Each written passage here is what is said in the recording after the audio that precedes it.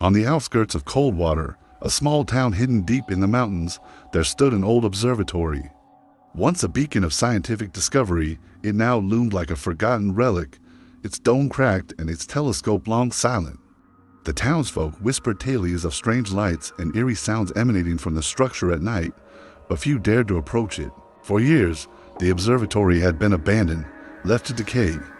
But when a group of university students decided to investigate the site for their research project, they unknowingly set in motion a series of events that would awaken something far darker than they could have ever imagined. Emily, a passionate astronomy student, led the group.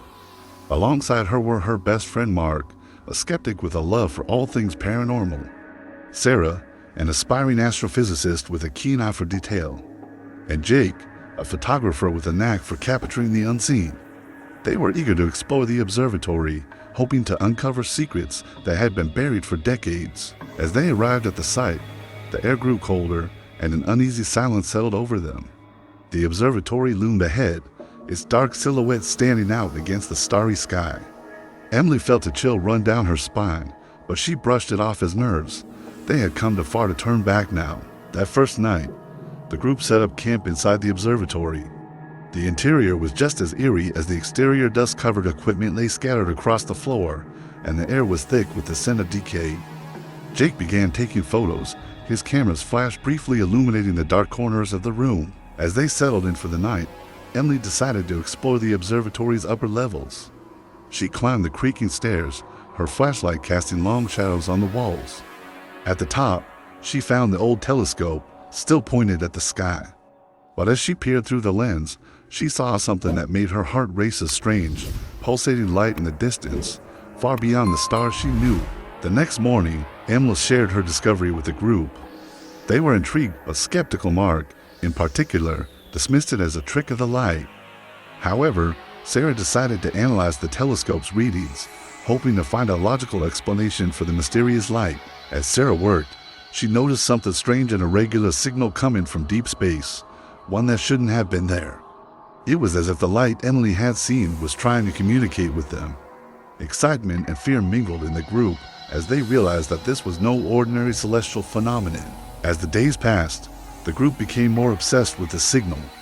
Sarah worked tirelessly to decipher it, while Jake continued to capture strange anomalies on his camera. Blurry figures in the background, shadows that didn't belong, and orbs of light floating in the air. Then, one night, Mark vanished. He had gone out to investigate a noise and never returned. The group searched the observatory and the surrounding area, but there was no sign of him.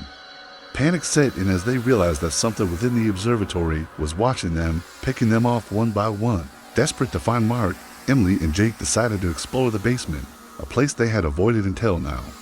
The air was thick with dust, and the walls were covered in strange symbols etched into the stone with an almost unnatural precision. As they ventured deeper, they found a locked door.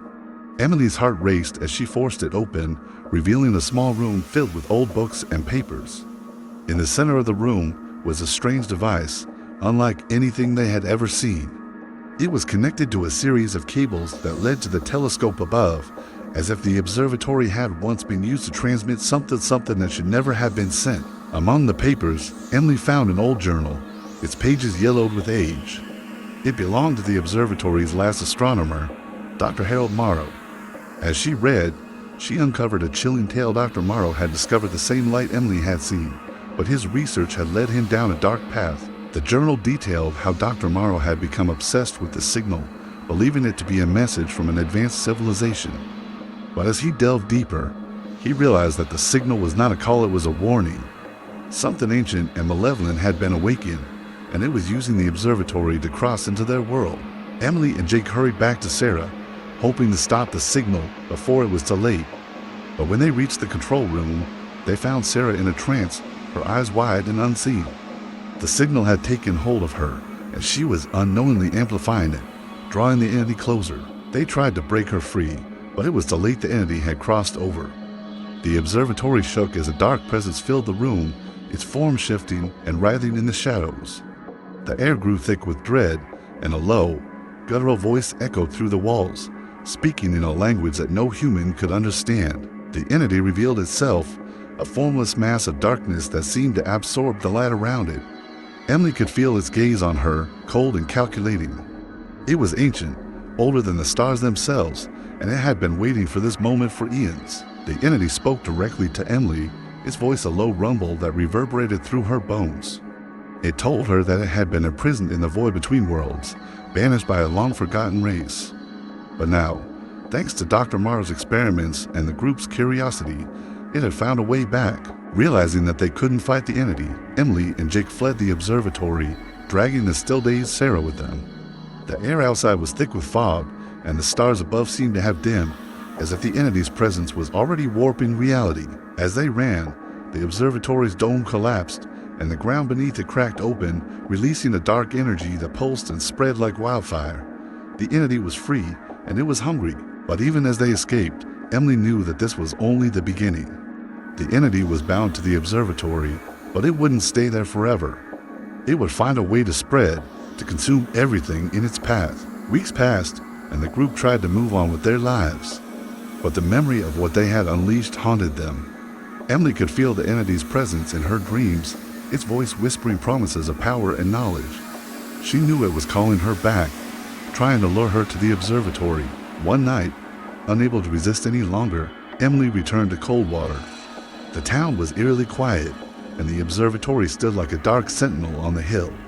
As she approached, she saw the dark energy spreading from the cracks in the ground, seeping into the earth like a poison. Emily wasn't alone. The townsfolk of Coldwater had been watching the observatory for years, knowing something dark lurked within it. They had tried to keep it contained, but now that the entity was free, they were powerless to stop it.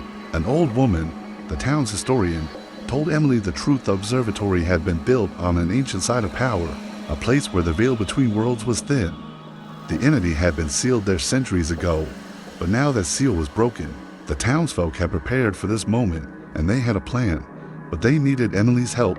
The historian explained that there was only one way to stop the entity, a ritual that would seal it back in the void.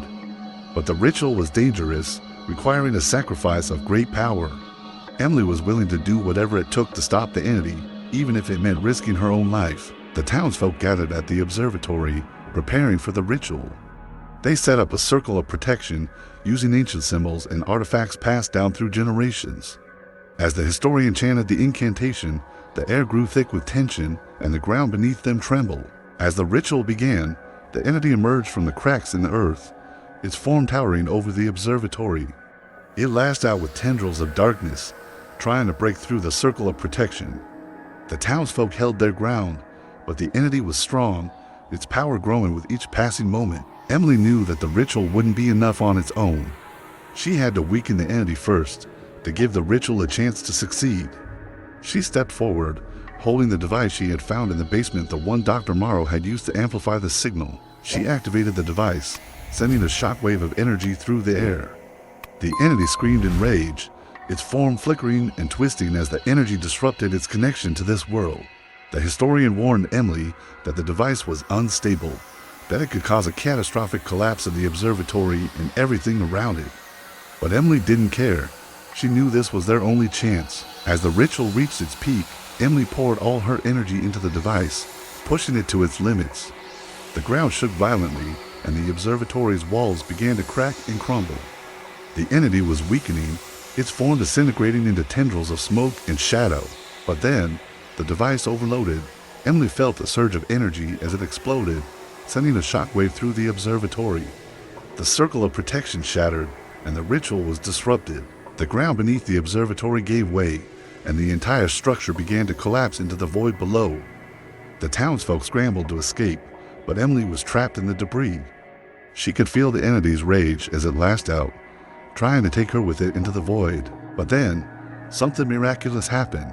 The energy from the device had caused a rift to open in the sky above, a tear in the fabric of reality. The entity was pulled towards it, its form stretched and twisted as it was dragged back into the void from which it had come. Emily felt the pull of the rift as well, but she fought against it, clinging to the edge of the crumbling observatory. She knew that if she let go, she would be lost forever. The townsfolk watched in awe as the rift in the sky grew larger, consuming the entity and the observatory. They could feel the ground shaking beneath them, and the air was filled with the sound of the entity's screams. Emily knew she couldn't hold on much longer. She felt the rift's pull growing stronger, threatening to drag her into the void. But then, she saw a figure emerging from the shadows, a tall, gaunt man with piercing blue eyes. It was Dr. Morrow, or at least what was left of him. He had been consumed by the entity long ago, but a part of him had remained, trapped in the void. He reached out to Emily, offering her a way out. Dr. Morrow told Emily that he could save her, but it would come at a price. The rift was closing, and once it did, there would be no way back. He offered her a choice: stay and be consumed by the void, or escape and carry the burden of the entity's power with her. Emily hesitated, knowing that accepting his offer would mean living with the entity's darkness inside her. But she also knew that staying behind would mean certain death. She had no choice. She took Dr. Morrow's hand, feeling a surge of cold energy as the rift closed behind them. The entity's screams faded into the distance, and the ground beneath her stabilized. When Emily awoke, she was lying on the ground outside the observatory. The structure was gone, reduced to rubble, and the rift in the sky had vanished. The townsfolk were gathered around her, their faces filled with relief and gratitude. But Emily knew that the battle wasn't over. The entity was still inside her, its presence a constant whisper in the back of her mind. She could feel its power coursing through her veins, and she knew that it would take all her strength to keep it contained.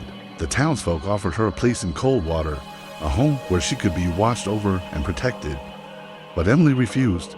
She knew that she had to leave to keep the entity's power from spreading. Emily left Coldwater, becoming a wanderer much like Dr. Morrow before her. She traveled from town to town, never staying in one place for too long. The entity's power grew stronger with each passing day, but so did her resolve to keep it contained. He knew that one day, the entity would find a way to break free again. But until that day came, she would continue to fight, using the knowledge she had gained to protect the world from the darkness that lurked beyond the stars.